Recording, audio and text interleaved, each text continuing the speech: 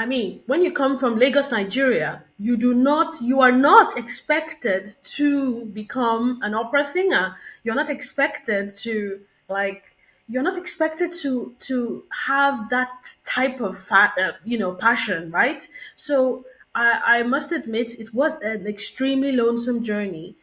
At the time, I didn't care.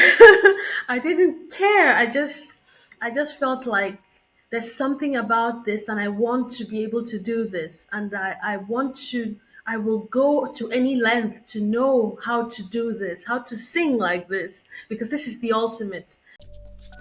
Hi, you're listening to Conversations with Musicians with Leah Roseman.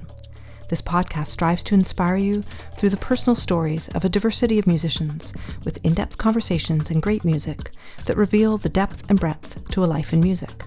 Omo Bello is a French-Nigerian operatic soprano, and in this episode we are focusing on her newly released album, African Art Song, on Somm recordings with pianist Rebeca Omordia. Many of you heard my episode this past summer with the pianist and curator of the African Concert Series, Rebeca Omordia, and I'll be linking that episode in the show notes for you. Omo talked to me about overcoming shyness and stage fright, her childhood and university years in Lagos, Nigeria, and some of her mentors, including Grace Bumbry and Thomas Quasthoff. I was fascinated to gain insights from her life as an opera singer and to learn about many of the composers from Africa and the African diaspora featured on this wonderful album.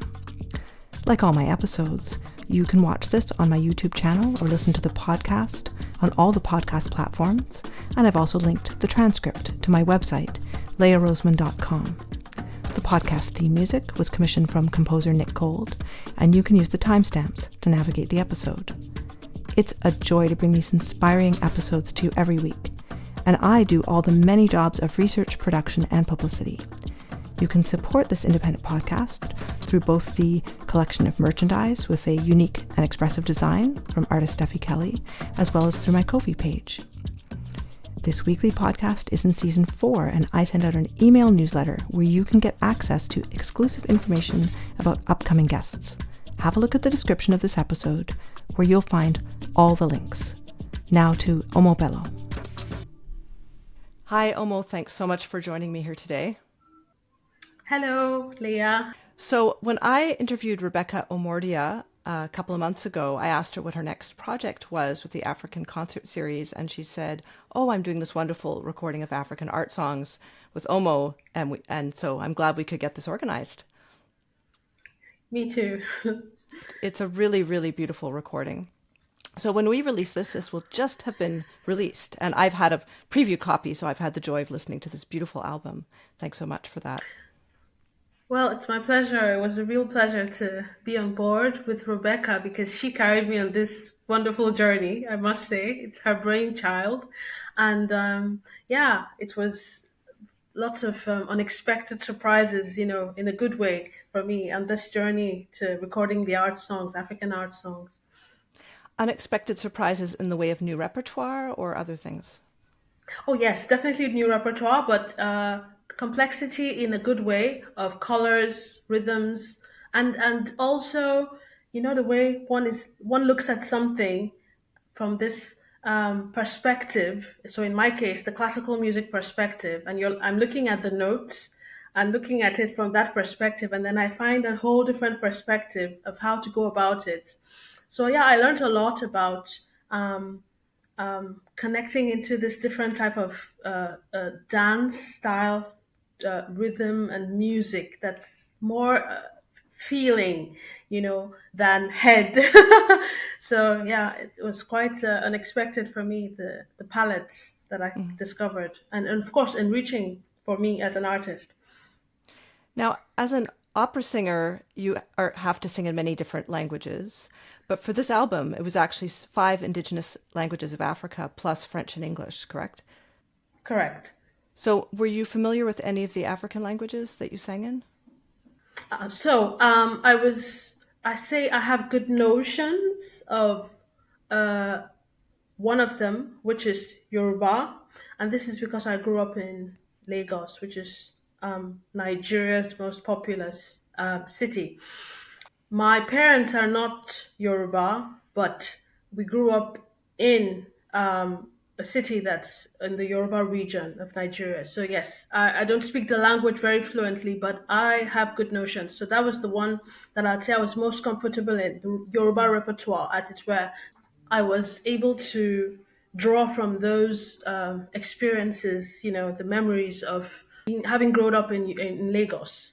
For the other ones, it was quite a discovery. And yes, there's the Igbo repertoire, the Hausa repertoire, and from East Africa and etc. So the Caribbean, and of course the French repertoire was quite comfortable for me. I say comfortable in the sense that Chevalier Saint Georges is was a contemporary of Mozart, and so his writing reminds me a lot of Mozart's music, and I found myself extremely comfortable, in that domain, having sung quite a number of Mozart repertoire, and then of course the French language being a language I'm very familiar with, having lived in France for nearly 20 years now. So yeah, it was quite. Yeah, discoveries, surprises, and yeah, lots of emotions, during the recording of this music, all these music. Yes, And have you had a chance to perform some of this repertoire live with Rebecca? absolutely. So in 2023, if I'm not mistaken, yes, May, we did a recital at the Wigmore Hall in London, where we did a couple of them. And so that was actually the beginning of this adventure for me. And I remember at the time when, Rebecca wrote me, asking me if I was um, available, interested in embarking on this journey. I remember thinking, oh my, so as much as I know some art songs, African art songs, there are very few. At the time, there were very few, because I spent so much time, concentrating on the art song, proper and opera music, and oratorio music, of course. So, I had only few as at the time in the repertoire, and then I had never done an entire program of just that. Usually, it's as an encore, as a little bit of. In French, we say clin d'oeil, a little bit of cherry on the cake when you're doing a recital. Yeah. I put in one or two here and there, and then I just was like, wow, how is this going to happen? Like, I was a little worried because I felt, how could this be, how could this work out? Just African art songs, And then that's why I say it was a surprise for me to discover that, there was so many different types, in the sense that the languages, the types of dance associated with them, the types of instruments that they are portraying or being accompanied traditionally with the music, and so the colors, I realized that, wow, there's much more than even one recital in this. There's material for several recitals. That was quite an interesting discovery, and then we realized also that in this album there's possibilities to have other albums coming from, not just this one but sequels, because the material is so rich, and we covered practically just, we didn't go that, wide. We just went a little bit West Africa, a little bit East Africa, and then the Caribbean, and there's so much more, and we realized, wow, okay, this is great. Wonderful. I look forward to the next album. So what I was hoping to do is we'll alternate talking about the album with also your life and music. And I love to include some music early in the episode. So I was thinking we could start with one of my favorite songs from this album by Ayo Bankole. And I don't want to pronounce things wrong. So it's very tragic. He was murdered. Do you want to speak to the prayer that you sing and his life a little bit? Yes, so Adura for Alafia, it's a prayer for peace, and he composed, Ayo Bankole, the composer, composed that melody, that song during the war, the Biafran War, which is the war where a region in Nigeria wanted to, voila, they wanted to secede, and so of course. they broke out the civil war, and then all the millions of people died, of course, and lots of the catastrophe and the devastation and the tensions and everything that follows all of that. So he wrote this piece in that context of war. Of course, it's a song I think that's always ever needed, right? Because we have found even today that wars are something that happens to still be ongoing. It's a prayer for peace and comfort, for restoration, for all things beautiful.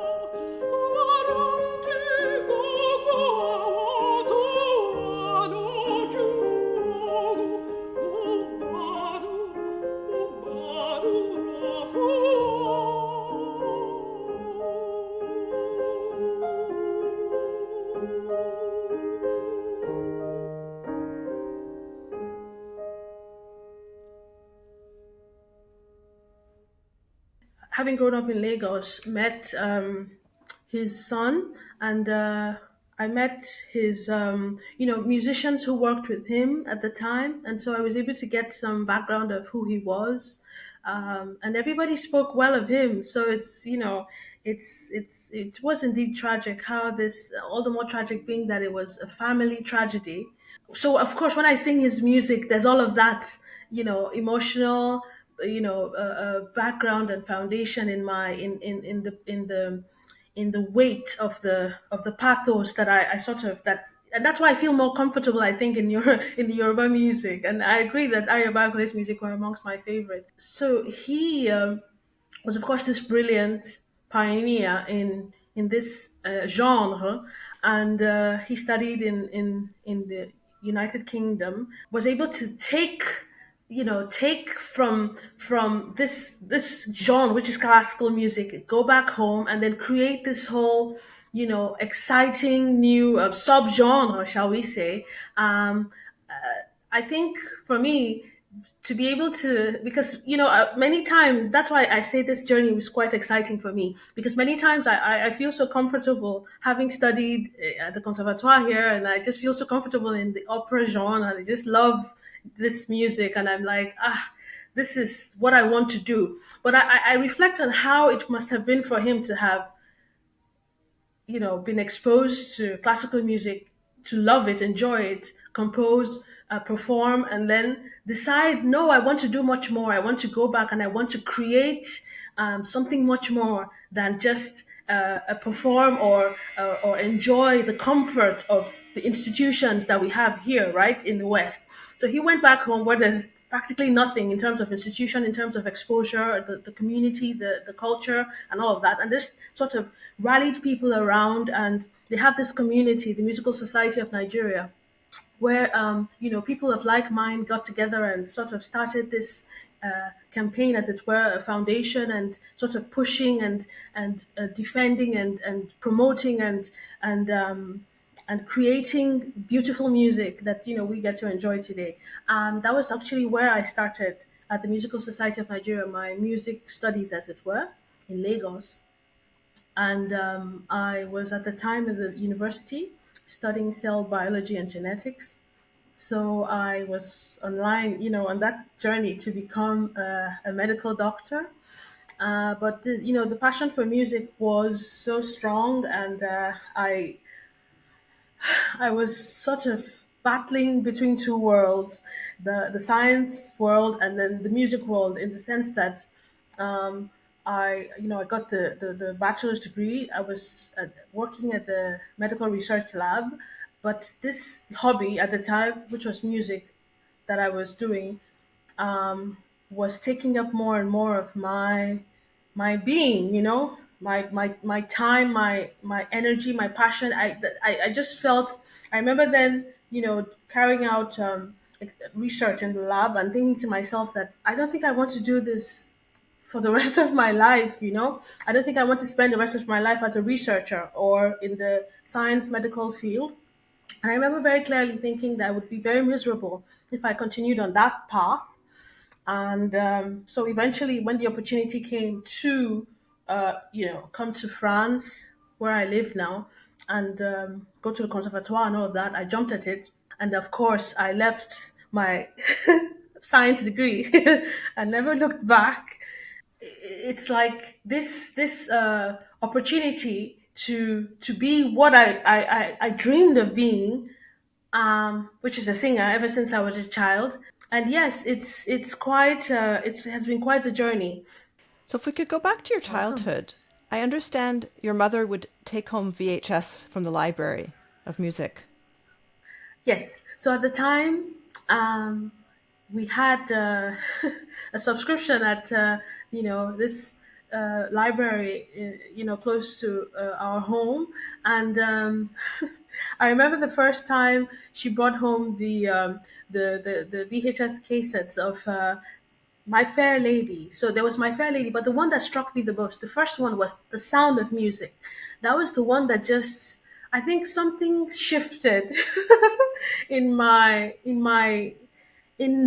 I think the first time I saw that film and the musical, that musical, for me, was the music of that film that just, something shifted in me. I remember vividly how of course we would sit, watch the movie, and then that was it, everybody's content, but I was never content. I would go back and watch again and again, and I was very obsessive, in the sense that I would make sure to note all the lines and to learn the music, so diligently.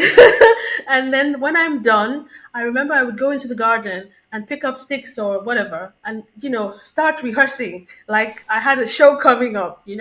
And that was me growing up as a child. And I remember so well how I would just be looking for some sort of accompaniment because the children. There's not one person singing. There were duets and all of that, and I would try to get my brother or my sister to come try and do the other part, and I would sing and get them to do the other part. And if they make mistakes, I remember correcting. No, no, no, that's not how to do it. So I became this bossy, the choir master, the soloist, the duet singer, and all of it at the same time.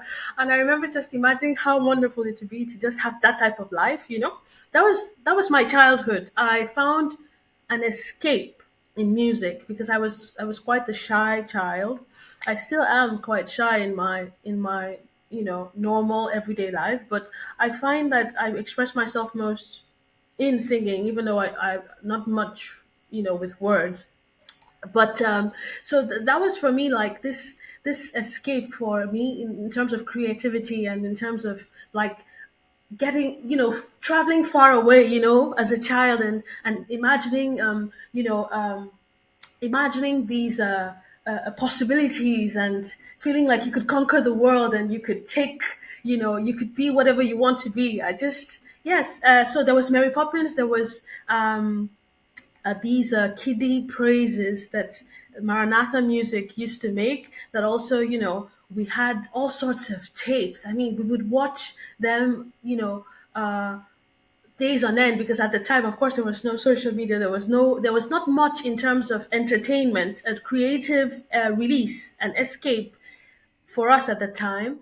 Growing up in Lagos, Nigeria, we sort of had this middle class upbringing where we were sort of shall we say shielded in the sense that we were not allowed to play much outside and in the because of course it was dangerous. You had to be at home and stay home in the gated communities because of security. So that for me was like the way of escape.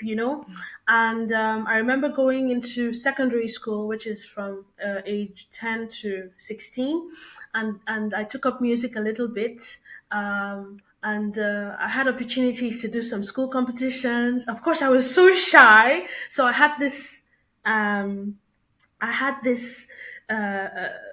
shall I say paralyzing stage fright that always overwhelmed me. But in spite of that, I felt I needed to push further in music. So eventually I was invited to a concert in the church, and I remember seeing at that concert for the first time in my life an orchestra, like a big orchestra. So we had like what the equivalent of a philharmonic orchestra. Obviously, not the same standards, but as high as the standards could have been there in Lagos, Nigeria, right?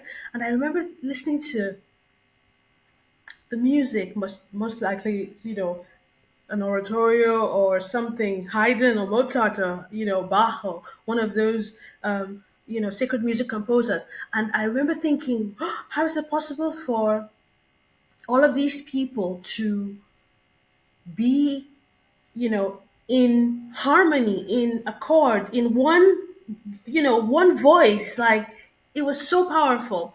And I remember thinking that day that I definitely want to do this. It looks so difficult, but I want to do this. And because previous to that time, I had been more interested in the musicals, and of course in secondary school I was interested in pop music. So, but coming face to face with classical music in that form was mind blowing. I was shaken, and the first thing I said to my mother was, "I want to play the violin." So, from singing, I got to play the violin, and then eventually I got to play a little bit of the piano while continuing to sing. I got to learn oratorios, Messiah, Handel, the Creation, Haydn, etc., etc., and it was just this world of music becoming ever more present, more intense, more like taking up everything. I remember I never went to parties as a teenager. I wasn't interested in parties. I wasn't interested in much of a social life. I just wanted to be in with music at all times. So it was like this. It was like this a companion for me, right? And so eventually, when I was done with secondary school and had my O levels, um, I got into the university. Of course, there was no formal structure in the form of a conservatoire where I could, go and study formally music. So it was all of this was just like a hobby, a very, very, very intense hobby, but a hobby nevertheless, and of course at an amateur level. So when I got into the university, I remember I would go for my lectures, and then as soon as I'm done with my lectures, go straight to the music school and just be there till night. I mean, I would be there, go to concerts, go to rehearsals, just basically stay there. I was living there practically and just go home at night as late as possible, got into trouble a lot of times for coming home late because I was, in music. And I remember then the extended family didn't see me much. They didn't get to see me at most events because I wasn't interested. I was just like this weirdo. So um eventually it's I remember very vividly how a lot of people would wonder, why are you so interested in this music of all music? And what makes it so special? Why I mean, it's like, why do you want to do that? Nobody thought it's interesting or appealing, right? But for me, it was this power of the voice. In the case of the human voice, the power, this I felt like this was the ultimate. This was where the human voice had its most extensive expression. I felt like the human voice couldn't get any more. You couldn't exploit all the potential and capacity and power and everything, beauty, color of the human voice like this. It can get better than this. And so eventually, all the weirdo comments changed, and it now became, wow, so your talent took you this far, etc., etc. So yeah, it's I must add that it actually also was a journey, a lonesome journey, because I mean, when you come from Lagos, Nigeria, you are not expected to become an opera singer. You're not expected to, like, you're not expected to have that type of passion, right? So I must admit it was an extremely lonesome journey, and a journey of, like, I think maybe incomprehension, but at the time I didn't care. I didn't care. I just felt like there's something about this, and I want to be able to do this, and I will go to any length to know how to do this, how to sing like this, because this is the ultimate. So eventually, as I was living a double life, at the university studying the sciences, and then at the music school, the Musical Society of Nigeria School of Music, studying music. Eventually, we had this little concert where we put up a little, concert, the voice, singing, piano, saxophone, just a little concert for the cultural attaché of the French embassy who was visiting. And so we all just, put up a little bit of a concert, and then, yeah, carried on with our things. And months later, I discovered that cultural attaché fell in love with the talent, fell in love with the voice, and had, these possibilities of giving me a scholarship and all of that. So while still at the University of Lagos, I was sent to France. So I came to France for a week, and I was sent to all the conservatoires around France, about four or five of them, and to some key people here to listen to the voice and to see.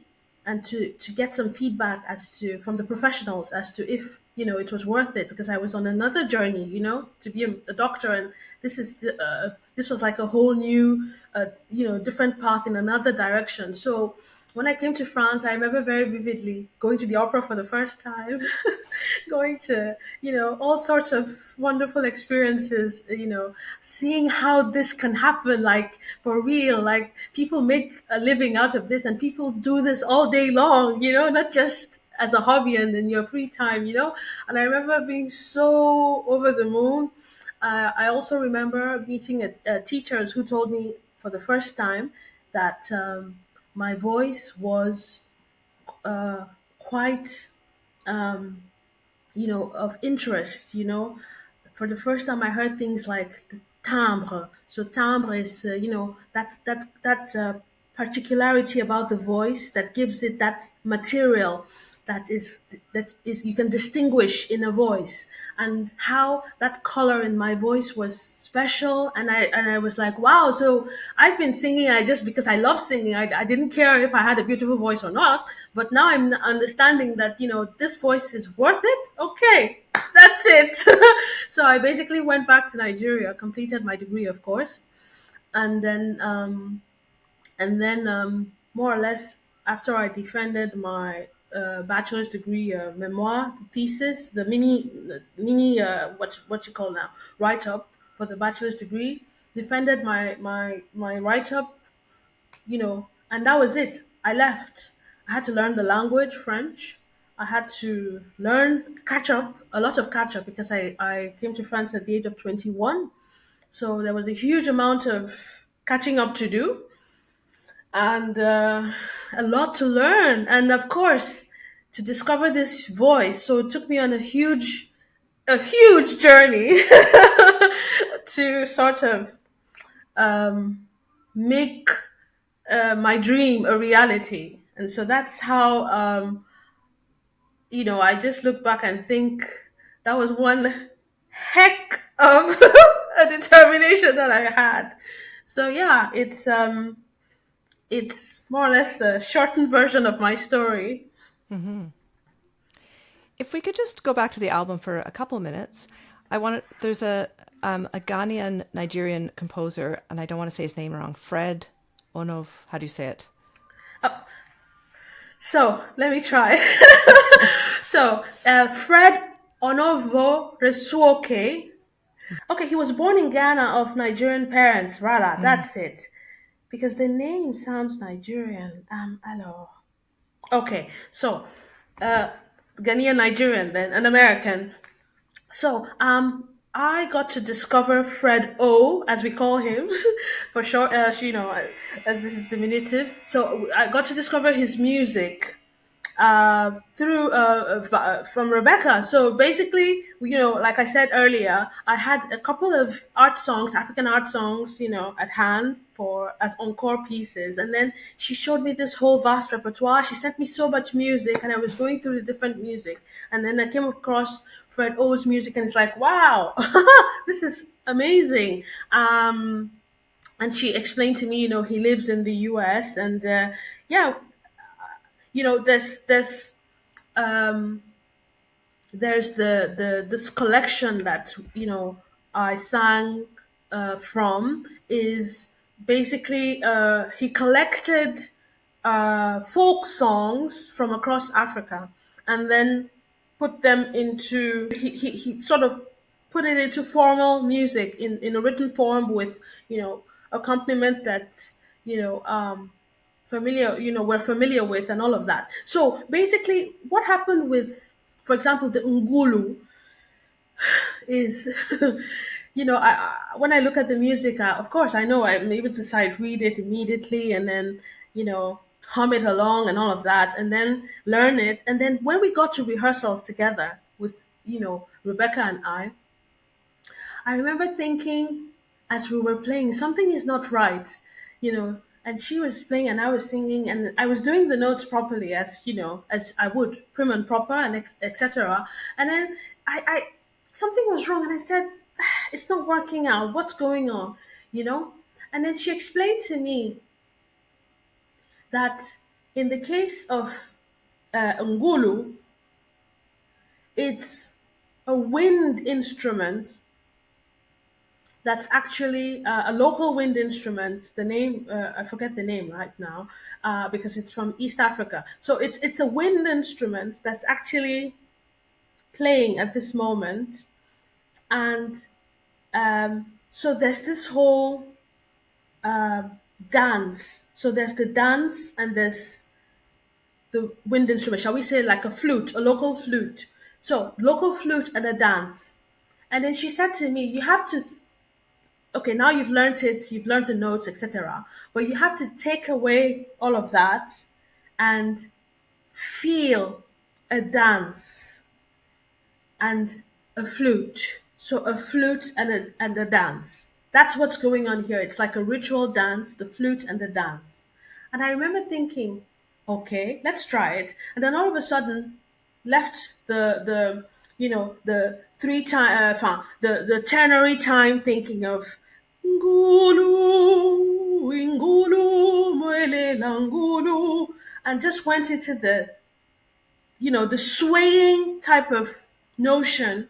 And then something just happened. I couldn't even possibly like put specific words, but taking out the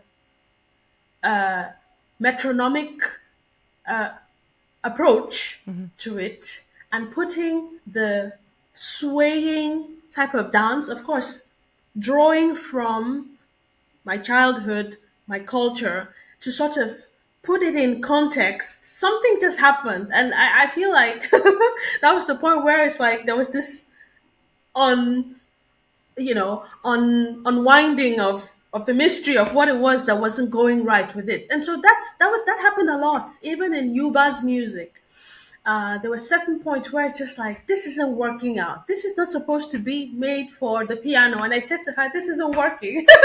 And then she would just remind me, but yeah, let's remember that this is so and so instrument locally. This is the instrument that's used in this particular type of a cultural thing. And then we go back to the cultural context, think and remember, what is the instrument, what is the context, what is going on here, what is the dance, how does it go, seeing and remembering images of the dances and all of that, how they do the dances, how the dances work. Because it's these people who do, who the culture is such that it was never written. It's culture that was passed down from generation to generation. So it's something that was done by rote and was done by style. People just learned the style and just embraced it and sucked it up. They didn't write it, right? So it was quite revelatory for me, especially in Fred's music, to take that approach. The same thing for Ninkansu. I mean, that one was just crazy because it's impossible, I think, otherwise without going into the dance. Because Rebecca is on her own. Da, da, da, da, da, da, da. And then I'm on another one. Ninkansu deep, and there's a lot of almost like jazz even, but in a completely different way. And so you have all of that going on. And I mean, when we were done with it, I was like, wow, this is like a masterclass in vocal dance music. Something just was amazing about it. And I actually appreciate the genius of Fred O to have been able to transpose that into written music, because that's the part that is quite fleeting, to sort of convey, when you're trying to draw from these folk songs and put them into paper, right? Yeah.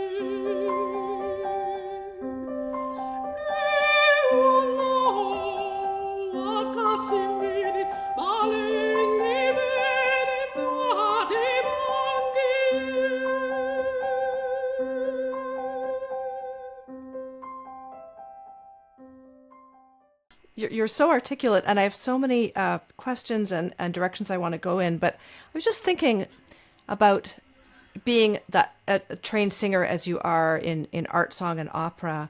You've mentioned a few times you refer to your voice as the voice. That I think singers do think of the instrument the way I think of my violin, that we're connected, but somehow it's separate. Is this true? Absolutely. I feel like, yes, indeed, the voice is like an entity on its own. And that's why, for me, when I first came to France and I was introduced to the voice, I was like, wow. So I felt almost like this voice was a gift, is a gift that was given to me. And I just came to realize that it happened to be a special gift, you know? And much later, when I finished, I was almost done from the conservatoire. So in my third year, I went to Italy to do a competition, the Viotti competition in Vercelli. So I took part in the section that's for young singers. It was called the Pavarotti, singing competition, and I got the first prize. And I remember very vividly. So that was like my first big international competition. First prize, with the judges, critics, and all of that. And in the Italian press, same scenario. They wrote something to the tune of a voice of gold. So that was like another big shock for me. Like, wow. So it's like, not only was I given this special gift, but this special gift is worth gold, And then all of a sudden, it takes up this whole new like responsibility, because I felt this burden, this desire, this hunger to search and search and search and try and find perfection, as close to perfection as I could find, as I could bring out from this voice. And I find myself, when I think about this entity that's the voice, also very I have a lot of mixed emotions. For example, when I listen to a recording of me singing, a lot of mixed emotions, because it's like that's for me, it's like that clear distinction between me, Omo, and that voice. Because it's like, wow, I didn't know I was able to do that. Oh dear, okay. Oh wow, okay, the voice actually does sound like this. Because another thing about us singers is we never get to hear our voice the way the listener hears the voice.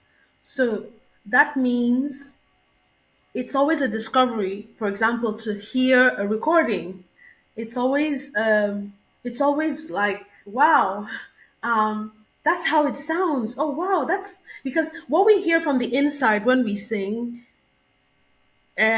is not the same as what the listener hears. So that's this huge paradox, which is the voice, and that's why usually we are sort of dependent on a coach, an accompanist, a teacher for much longer than instrumentalists, because we never do get to hear the voice as the listener hears. So getting to like encounter, for example, the voice in Mozart is completely different from encountering the voice in Bellini and in art songs. And the same thing, when I listened to this album, I was like, oh my, wow, okay. Oh wow, that's a new color. Oh, how did I do that? Oh, sounds like this. That wasn't how, it's also because there's mechanics going on when I'm singing. There's mechanics, but to get the results is something different. So I don't know if that explains for me also another aspect of this voice being a different entity, because we encounter it and we meet it each time we listen to a recording of our voices, which is quite spectacular.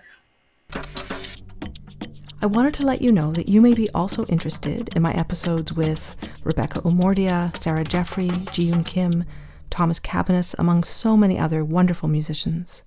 It's a joy to be able to bring these meaningful conversations to you, but this project cost me quite a bit of money and lots of time. Please support the series through either my merchandise store or my Ko-fi page. You'll find the links in the show notes. For the merch, it features a unique design by artist Steffi Kelly, and you can browse clothes, phone cases, notebooks, water bottles, and more. You'll also find the link to sign up for my newsletter, where you'll get access to exclusive information about upcoming guests. Please check out my back catalog, with weekly episodes going back to 2021. I've linked everything in the show notes. Now back to Omo Bello. Omo, I wanted to ask you about a couple of your mentors. I was interested in Grace Bumbry, who she was a Black American singer who had moved to Europe and died recently. Absolutely. I met her for the first time in Paris when she came to do was it Trimonisha, I think, yes, at the Théâtre du Châtelet. And I remember I was at the Conservatoire at the time. So, of course, for me, it was like, wow, I mean, like an icon is in town, and my teacher who worked at the Châtelet at the time got me tickets to go see the opera, and then organized a rendezvous, an appointment for me to sing to her. So I remember singing. I remember singing to her a Verdi aria from Aida, and she said, interesting. So from there, she that first encounter with her led to me going to Berlin to go see her really properly and spend a summer, practically an entire summer with her, about a month, 6 weeks thereabout, to sort of study with her. And I wasn't satisfied. I told you I went on this whole search thing, and then from there I went to Vienna. She was no, not Vienna, Salzburg. She was living in Salzburg at the time, to study more. And if two things that really stuck from that encounter up till today is that desire to be faithful to the authenticity of one's voice in its unpretentious state. So her way of seeing the voice was to approach it with clean, clear vowels, and just have this direct, take on all things voice. That was very, very novel for me at the time, because I remember then at the conservatoire, I was going through a tough period where, of course, I came in with the voice as it was naturally, because I didn't know anything about technique coming from Lagos. I was just singing with the natural talent. And I got to the conservatoire, and I got, sort of confused in this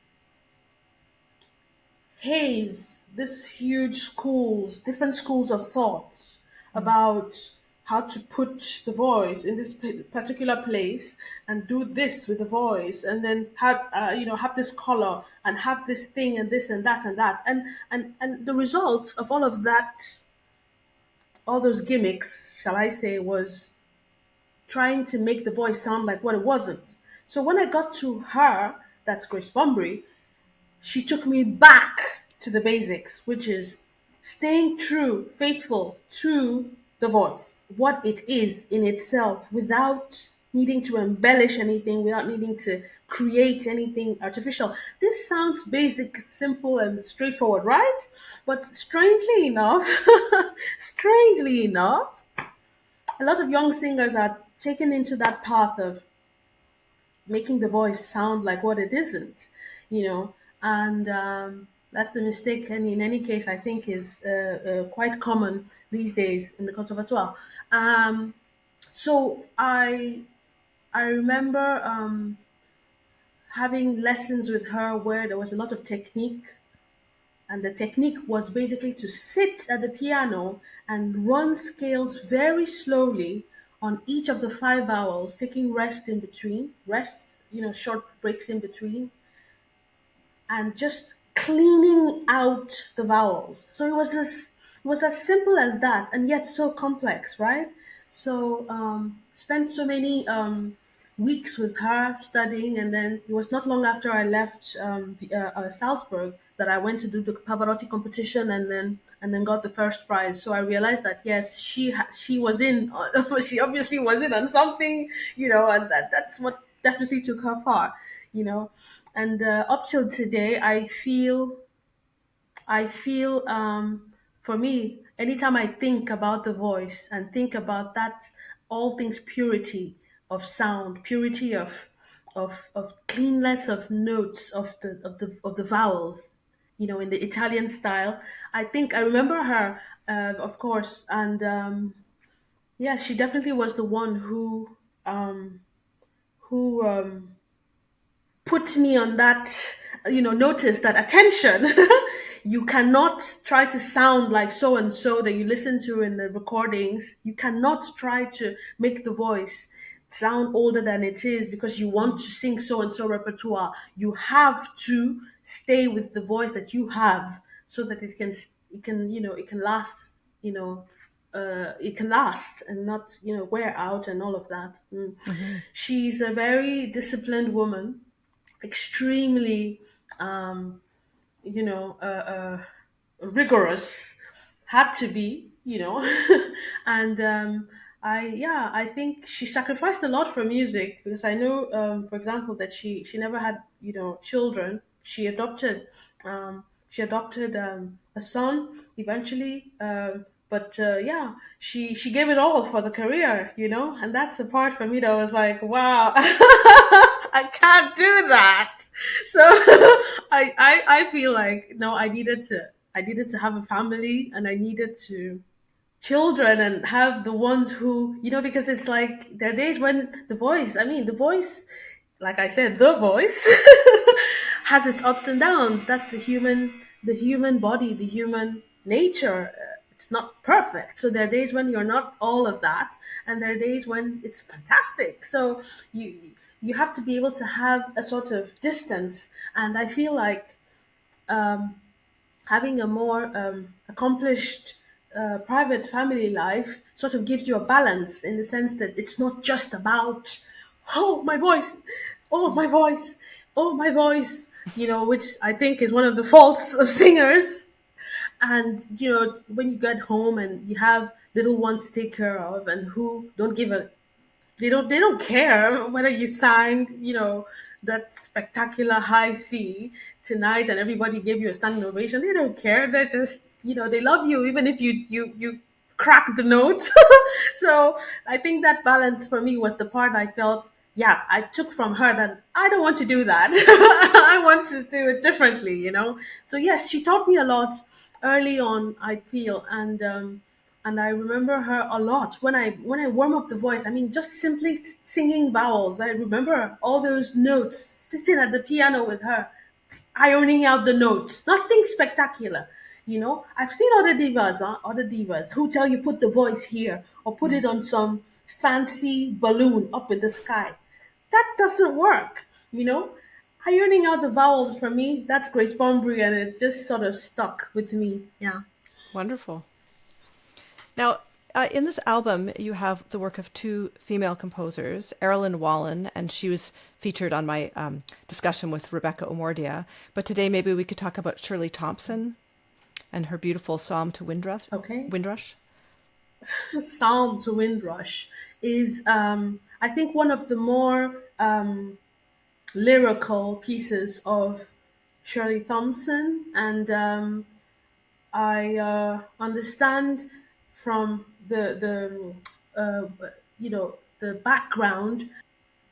There's this whole Windrush generation that came to the United Kingdom from the Caribbean islands, and who, at some point, there was this huge political scandal whereby they had to be, taken away. So, from what I understand, it's like this homage to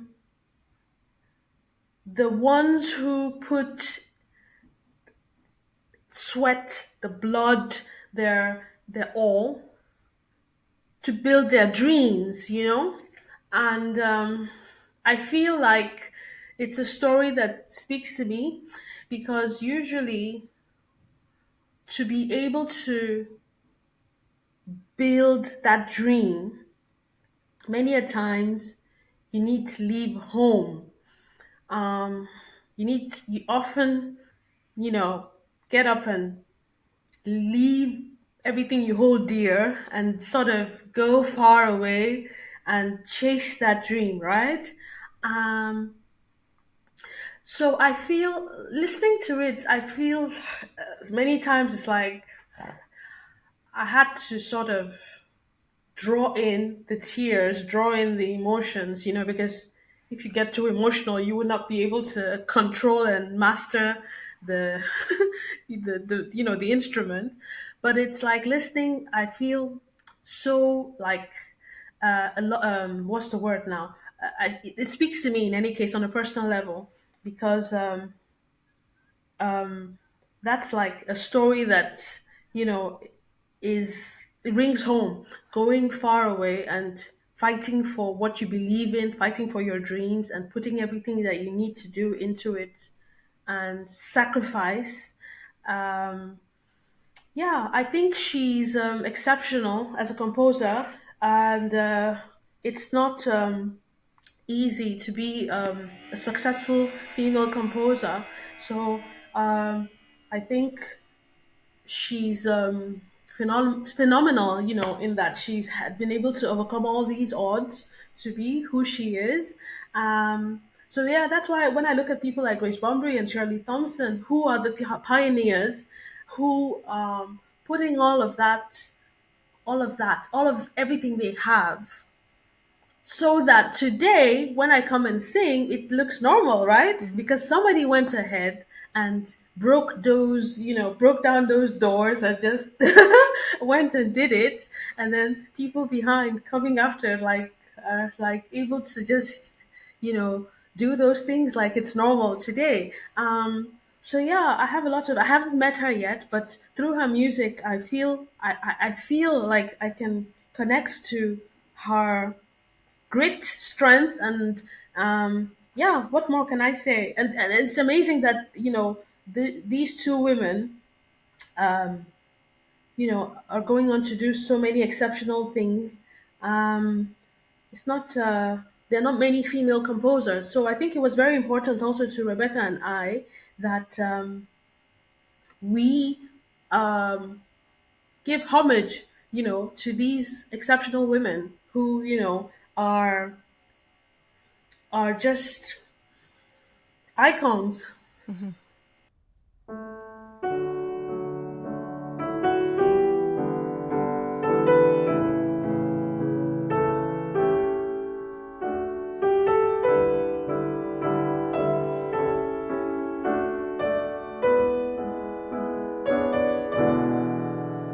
The ship anchored forth, the waves stood high. To the motherland we set our sight, holding dreams and hopes and plans, our heads held high. And there you are, Lord, your arms around us. Your nest held strong, so we could learn to fly.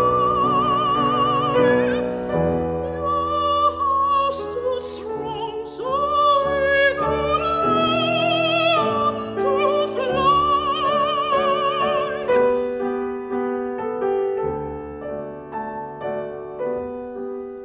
We worked and we toiled to build. Now, I wanted to ask you about the Omo Bello Music Foundation. Is that something you've continued to work with? Aha. So yes, absolutely. It's something that has been heavy on my heart for the longest time because coming from Lagos, Nigeria, coming to France, studying. at the conservatoire is Nigeria is 220 or is it 250 million people at modest estimates of the population census, and yet I'm the only one who had this scholarship to study, at the conservatoire in France, from the French government. So I feel this huge. First of all, when I got that scholarship, I felt this huge like responsibility, like the first, you know. That's huge in the sense that um, I felt this desire, this I put so much weight on myself at times. I felt like I have to do this right because I was giving this opportunity, right? So when the I was able to finish my studies, started off with a career and all of that, and I got this encouragement from this. It's a small community, but still of classical music lovers in Nigeria. And then I looked back and I realized that there's so much talent, and the only difference between them and me is the opportunity, right? I had the opportunity, they didn't. Um,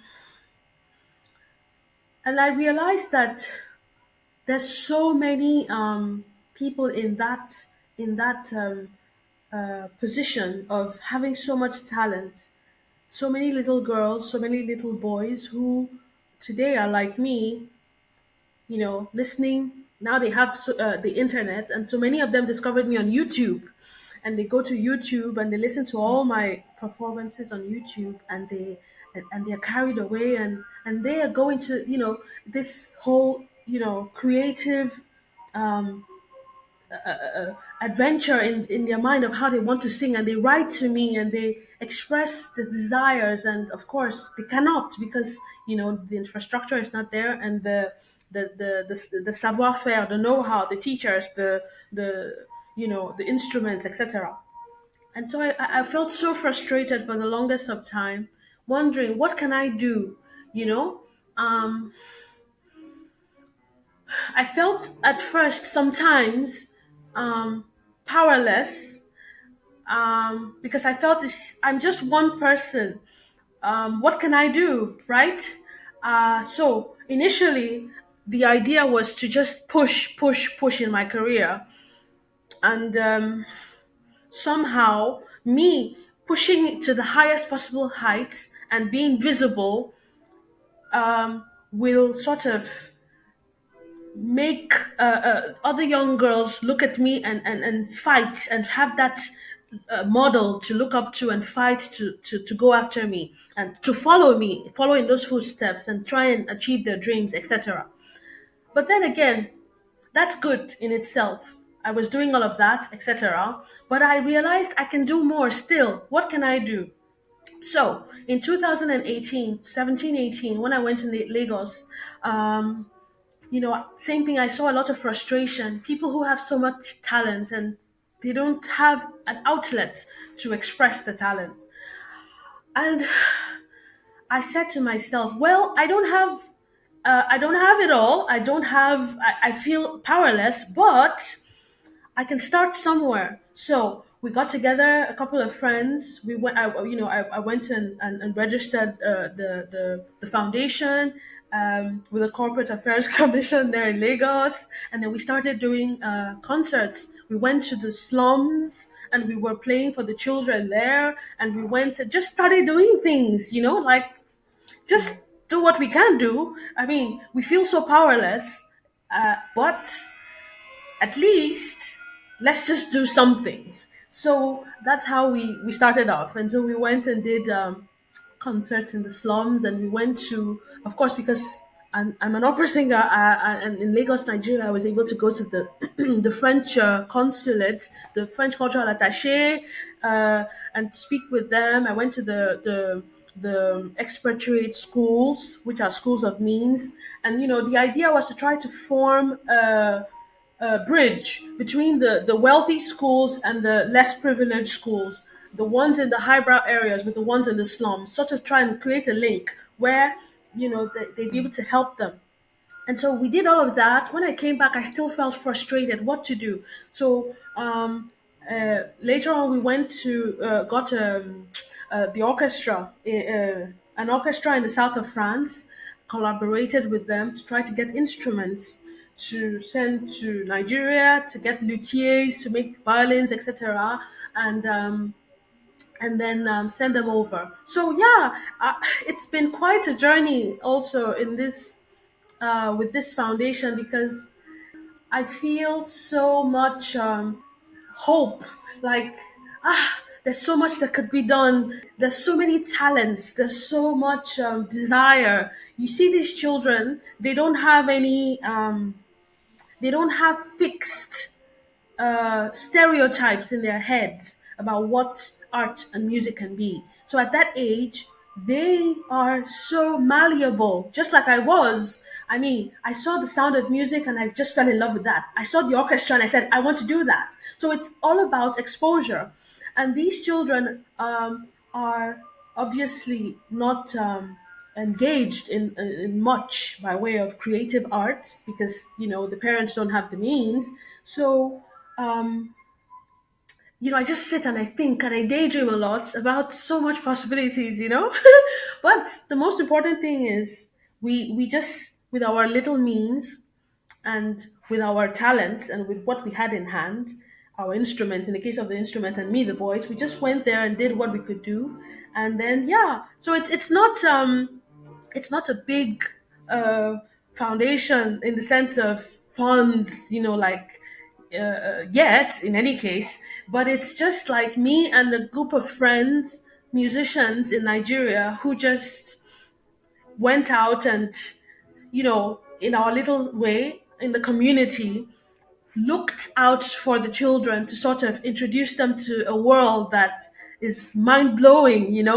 Um, so yeah, that's just like the start for me for this foundation. And and I feel like as time goes on, opportunities will come up. Okay. That's wonderful about your foundation. I can link it directly to the show notes of this podcast. Okay, super. Back to your album with Rebecca, I wanted to ask, there's Ishaya Yarison, a Nigerian living in the US. And Exactly, yes. I was hoping we could have a clip of, and I won't be able to say it, Kuzo. Kuzo, it's yes. So same thing for me. Ishaya Yarison, I was is a composer that I didn't know about until this whole research and studying, and got to know him through Rebecca. And we had so much Yoruba music, which is from the west of Nigeria. We had Igbo music from the east, and I was like, we need to get music from up north. What's going on there in terms of formal written music? Because that northern Nigeria is dominantly Muslim, so usually in terms of the choral singing that Nigerians are quite passionate about, choral singing, church music, and all of that. You don't get much from up there, right? So usually, I mean, it was like I had nothing, no knowledge whatsoever of any music from northern Nigeria.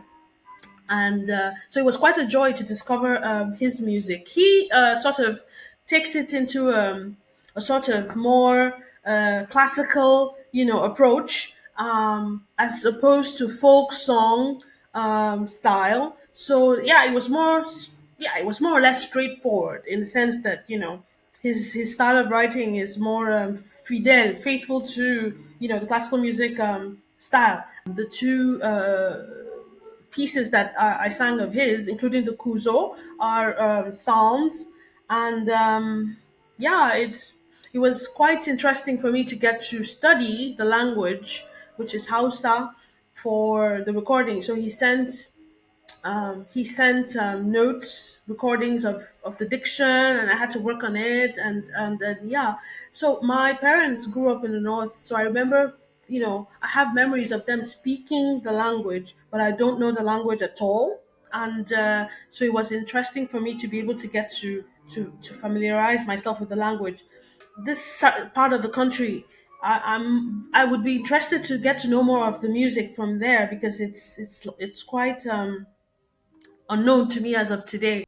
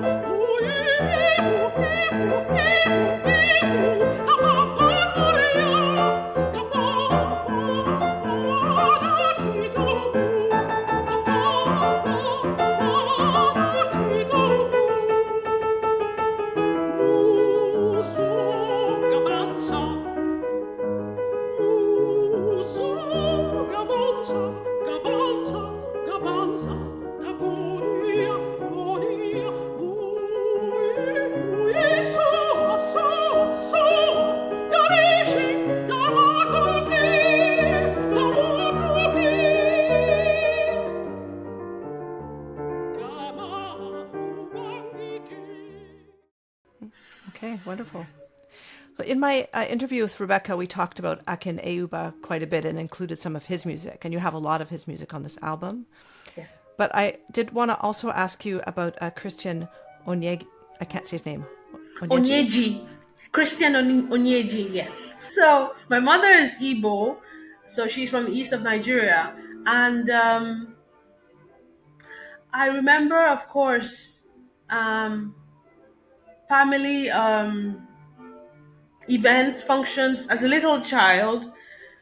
And I remember that world, that atmosphere in the accompaniment is familiar to me, from my background. So it was quite closer to home, shall I say, Onyeji's music. Um, he so the Giri Giri it's like onomatopoeia for, so the raindrops, shall we say. It's funny because on the album, on the one hand, we have Yoruba music, which is the one, Ayo Bankole's Ojomaro. That one is called, translated as Let It Rain. And then on the other hand, we have Giri Giri, which is also about rain, right? So it was quite funny to have those two. And then there were themes, those types of central themes like infancy, lullabies, infancy in general. So there's the death of an infant, the naming of an infant, the twins, etc. Lots of themes around infants in the album, and then rain is another one. So it's quite interesting, how these things just sort of were woven together, even though they were from different cultures and ethnic groups. So in the case of Onyeji with Giri Giri, so Giri Giri is like the onomatopoeia for the raindrops, festivity that surrounds the rain season, and all of the goodness it brings, because that's the assurance that the crops will grow and the people will eat, and people will get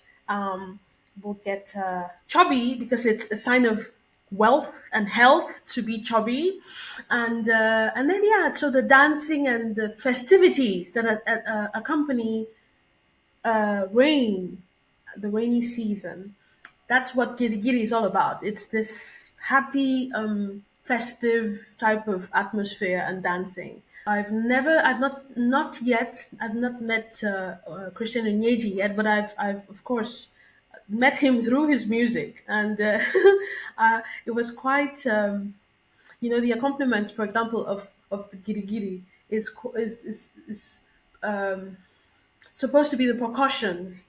in the traditional festivities, it's the percussionists that do that. So it was quite funny to have for Rebecca to have that transposition for the piano in our case. And yeah, usually the singer of the song in the local context would be singing and dancing and have beads around the wrist, the ankles, and yeah, it's quite an image for me that's very gay and lovely, and of course drinking and palm wine and all of that.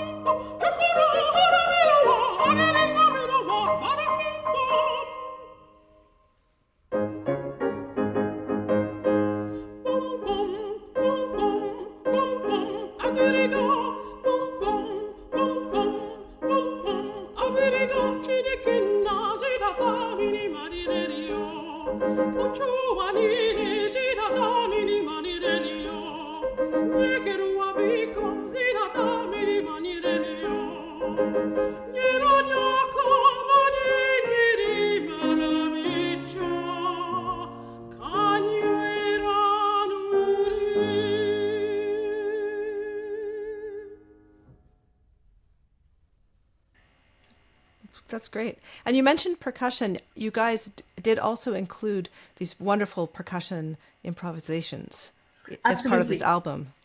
Yes, and that was a very good introduction, because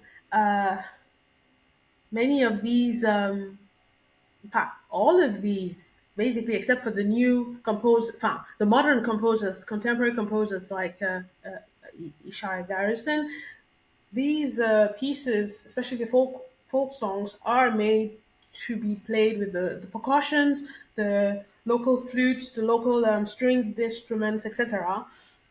Not with the piano, right? In their original, context. So yes, it was good. It was great to have this sort of um, little excerpts from Richard on the percussions to be able to give a sort of authenticity to that atmosphere of what it could be like with the percussions alone.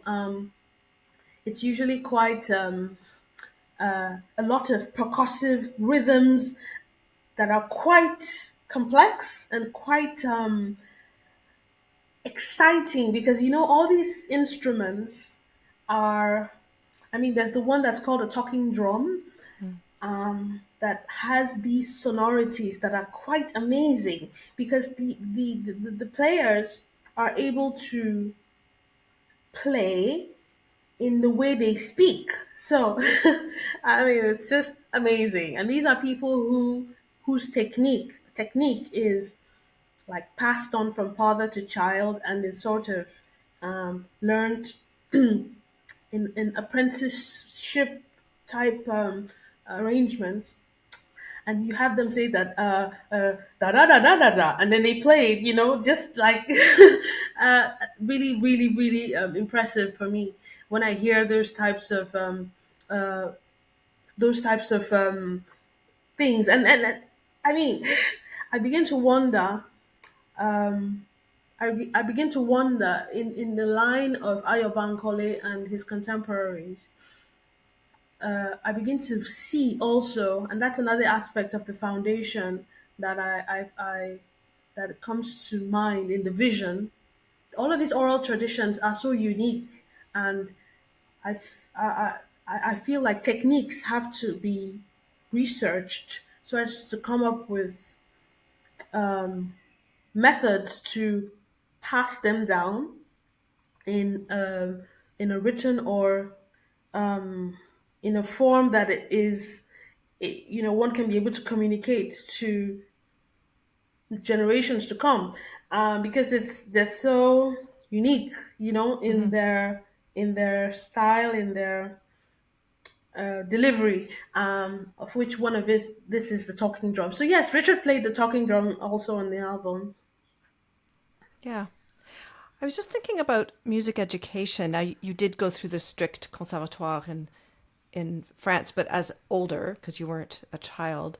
And I think, Omo, I heard you say in another interview something about you're criticizing the strict solfege that a lot of children have to do before they can really get to the music. I feel it's a pity to have to endure, make a child endure that, because children, like I said, um, concerning the children in Lagos, who, I mean, we went to the slums in Lagos and we were playing classical music and they were just over the moon. And I feel at that age, they are in it for the pleasure, um, only. The pleasure, and it's like that that childhood, how this music and I mean, babies, it's fascinating to me how babies have the capacity to sing before they speak. And there's this innocence, naivete about the child and the child's approach to music that I feel is essential to draw them into music.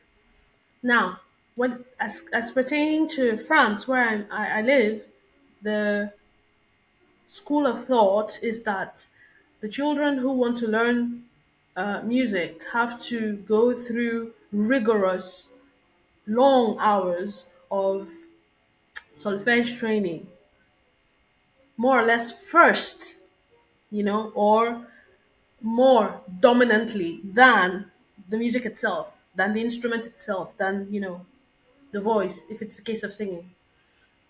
And I feel like what the result is that the public of that strong community of amateurs who would have continued with music are completely lost.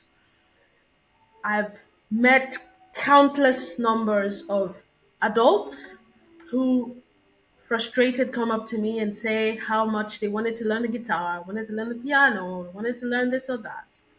And they couldn't keep up with the solfege and they just gave up. And I feel it's a pity to separate at that stage. Enfin, how do I say? Not separate, but uh, I feel it's a pity to not have the amateur route be a legitimate route. Not everybody has to be a maestro, a a genius, a wonder kid on the instrument. The ones who just do it for the fun of it have their legitimate place in this music community, and I believe that this is the reason why the classical music audience is becoming, non. It's not renewing in the younger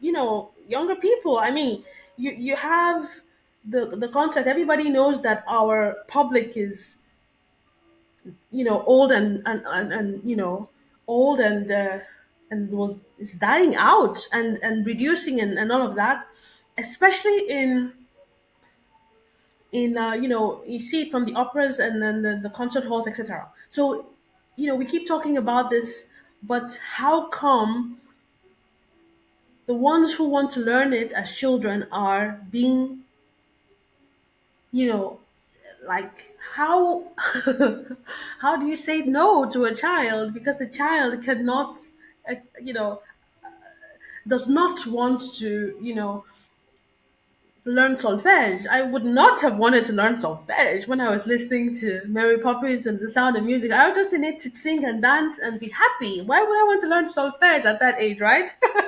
So of course you have the benefits. It's a tool. It's a very, very important tool. I do admit it. However, it's a tool. It's not more than a tool, and that's it. So even the greatest voices, I know that's another school of thought. The great voices of the past, Pavarotti, etc., were known to not be very, very skilled at sight reading and all of that. And I know that it's very helpful to have that ability to pick up the music and just like that, master it. But it's a tool and that's it. There are other means now with the technologies of today to accomplish the same thing. You have lots of what you might call it. In the case of singers, you have lots of backing tracks. Even in classical music, where you can learn your music with a backing track. You can learn your music by learning the piano. You don't necessarily have to know solfege. So there are different routes and different tools that all come together. And I feel it's not worth it to lose an entire community of music supporters, music concert goers, etc. Even if they don't become, these people don't become professionals. I feel like they are the whole community that we need, the professionals, to support what we do. And we lost them in the name of perfection or in the name of elite training methods that I think have become redundant. Yes, I agree with you. I'm curious, the pianist we're hearing, is that Rebecca practicing? No, that's it's the Saida. She's the one I'm rehearsing with for a concert I'm doing here in Paris next month, and it's actually a very unique type of music. First time in my life, I'm going to be singing in Azerbaijanese. Do we say that? In French, we say Azerbaijanese. So melodies, art songs from Azerbaijan that I'm going to do at the Cultural Center of the Embassy of Azerbaijan here in Paris. Yeah, it's Okay. in the spirit of exploring other art songs from other countries. This has been quite the discovery. This whole Persian colors and music. This it's a whole different world. I can tell you that I'm discovering. Yes, so that's what Wonderful. we're rehearsing. There's another one of Yes. your mentors I was interested in, Thomas Quasthoff, the German singer, because he had these severe birth defects resulting from thalidomide, and I'm wondering how that affected his career in terms of being different, or do you think it did? I feel like Thomas Quasthoff. So I met him in Paris and then went to study with him in Berlin on Lieder, German art songs. Um, I feel his handicap was a stepping stone in the sense that it it makes him so much more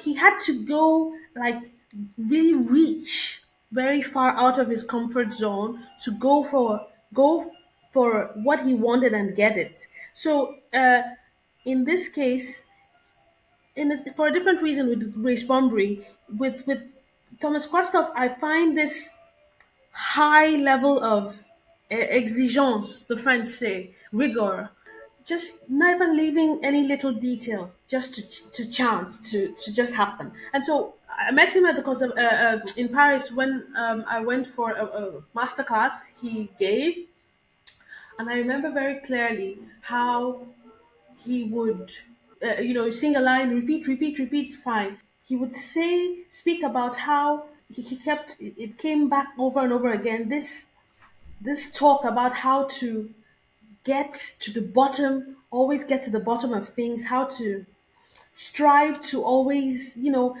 I mean, there was a day he just was a little bit upset, like, the young singers of today are not going far enough to reach for, to get to get out the best out of what they can get, like going the extra mile to fight and fight over and over and over to get it. So I just sense the same type of rigor in any case, and at the same time humility, this down to earth approach of life, like the whole the whole the whole thing is a gift, the whole thing is an honor for, to be, to get to that height in spite of all the odds, right? So he's a very lovely and warm, kind, and uh, person, and I think, yes, it's definitely draws from that humility to have had to go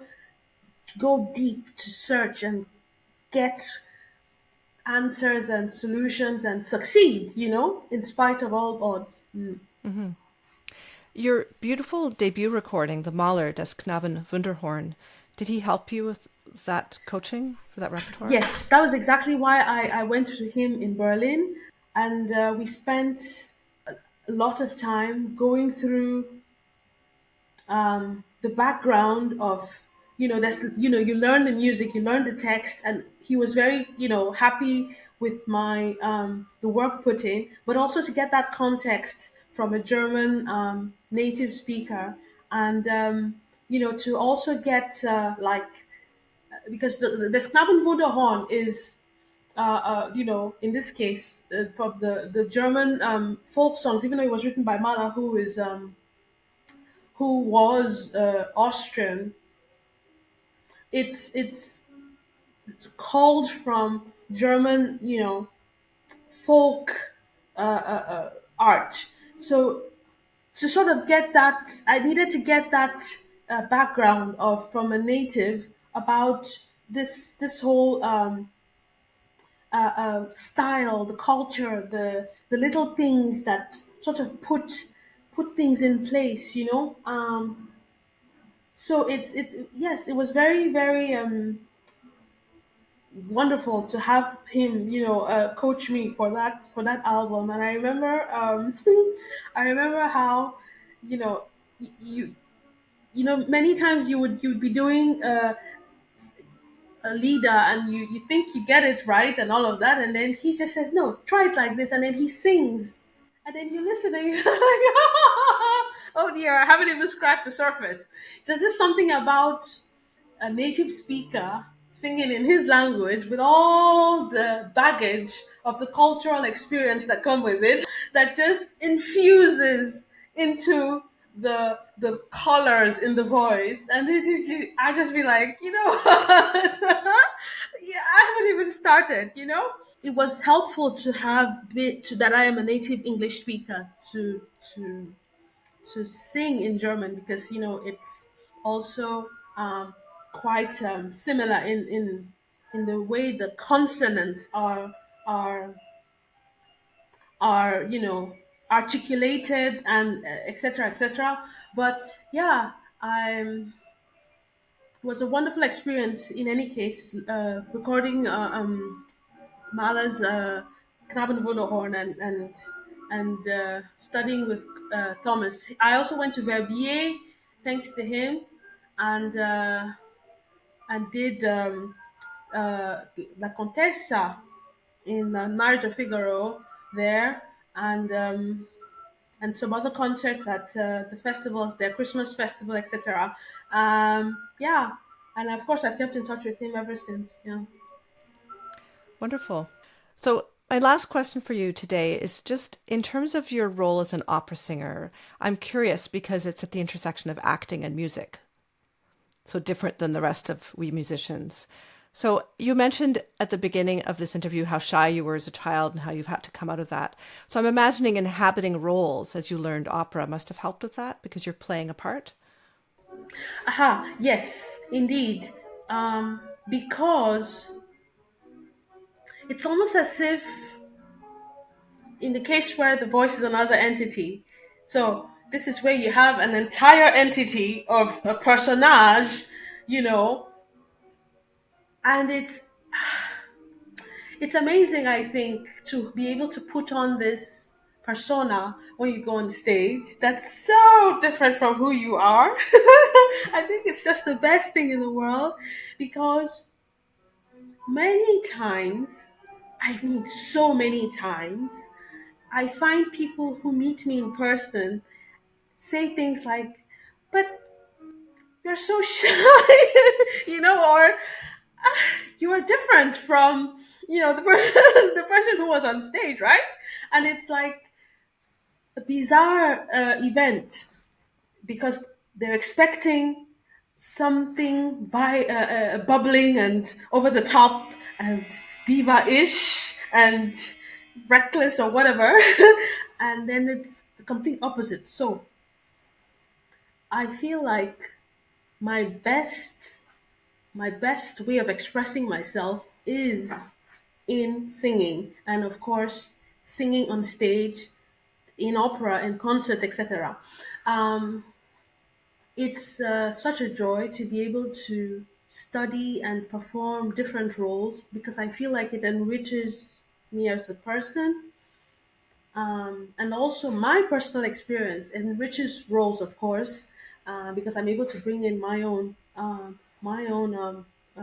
vécu, my experience, life experience into it. But I feel even before some life experiences are lived through these different personage, you can live them, I mean, for example, nobody would want to be like the Contessa in Nostro Figaro and have a husband who's who has the right to sleep with the entire town, all the maids in the town, right? But living in that role and trying to understand the perspective of such a person, it takes on something completely different. And then when you're done with that sort of production, you find yourself, in the beginning, a sort of huge emotional, like a huge shock, because it's like, wow, so much going on in the music, and having lived that, put on that skin for 6 weeks or 4 weeks or whatever it is that one was in that production. There's a huge decalage when you get back to, the production is over, and then afterwards it's like when you're walking around, you see things differently, like, um I mean, you just like feel like, okay, this is how so and so would have done it, or this is how so and so did it. And so I think it just sort of creates experiences that enrich who I am, as a person in real life.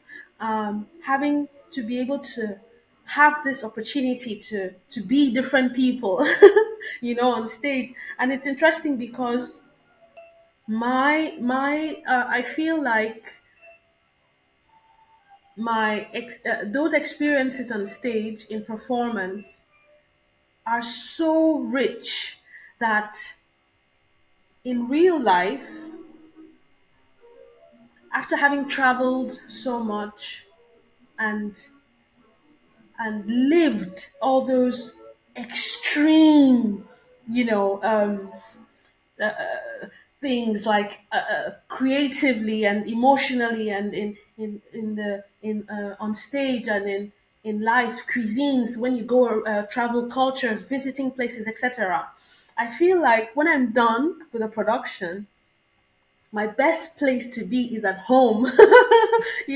Like the French say casanier, that's like homebody, par excellence. Just take it back and just take it all in. On the one hand, it's extremely enriching, but on the other hand, so as not to have an overload of all of this, I feel like when I'm done, I go back into sort of shell, in quotes, as it were, to sort of take it all in, and sort of get back to reality, put on the ground, etc. In my space. Um, and in that way, I find a balance between me and the persona that I found, the other personage that I play. Wonderful. Well, thank you so much for this today. Thank you very much. It's been a pleasure. I hope you enjoyed this episode. Please share this with your friends and check out episodes you may have missed at leahroseman.com. If you could buy me a coffee to support this series, that would be wonderful. Or you can browse the collection of merch with a very cool, unique, and expressive design from artist Steffi Kelly with notebooks, mugs, shirts, phone cases, and more. I'm an independent podcaster, and I really do need the help of my listeners. All the links are in the show notes. Have a wonderful week.